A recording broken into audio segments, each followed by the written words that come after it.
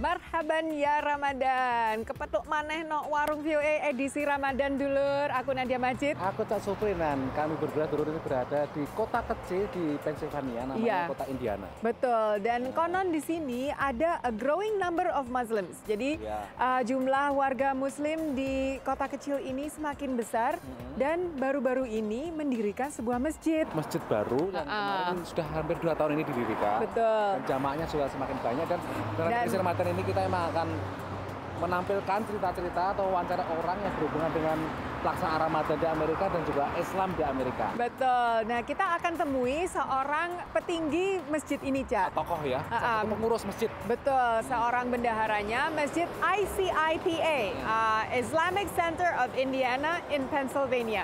Kita temui aja yuk Pak Kustim Wibowo.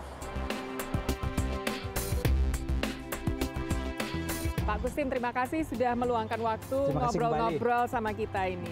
Terima kasih kembali. Bagaimana puasanya Pak, lancar? Alhamdulillah. Di sini puasa lebih panjang, tapi lebih menyenangkan.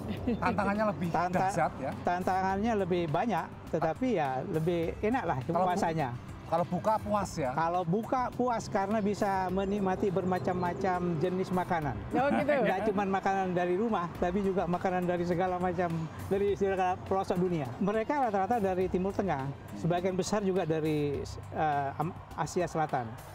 Seperti Pakistan, India, Bangladesh, juga ada yang dari Cina, tapi sedikit lah.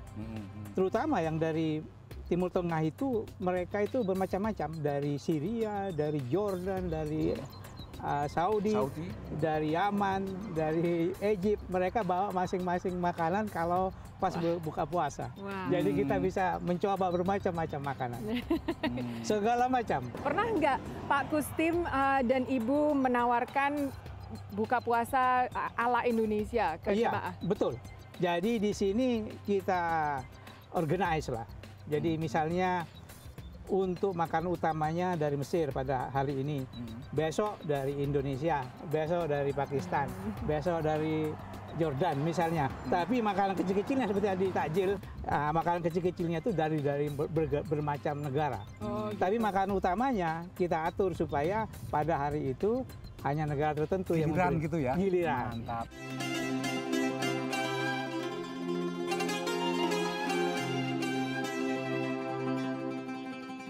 Nah, ini kalau bicara masalah masjid ini kan baru Bapak ya? Iya. Ini sudah hampir 2 tahun? Hampir 2 tahun. 2 tahun. Iya. Nah, ini bagaimana dulu akhirnya mendirikan masjid seperti ini? Apakah memang ini komunitas muslim di daerah sini banyak, kemudian dirasa perlu untuk membangun masjid atau gimana Bapak? Jadi pada waktu saya baru datang, organisasinya itu baru didirikan sekitar 3 tahun.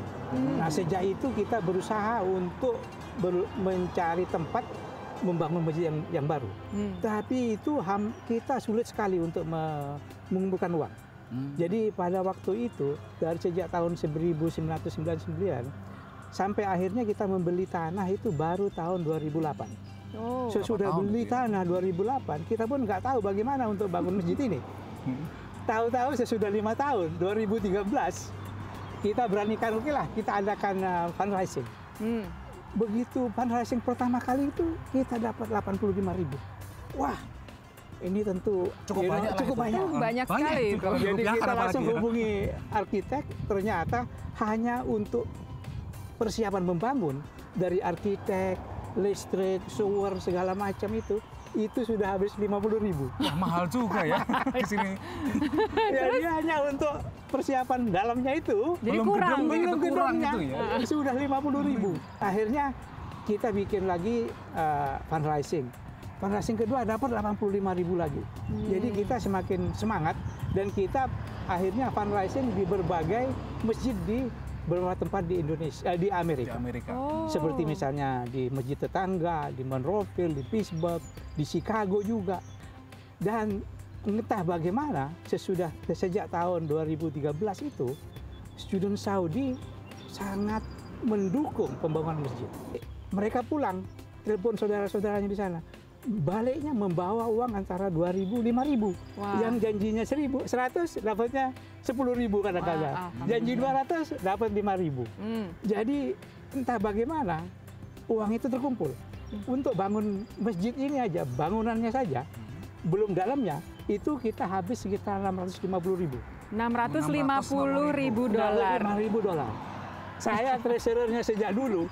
Kalau ditanya siapa aja yang sumbang, dari mana saja, udah lupa. Saking banyaknya. Saking banyaknya.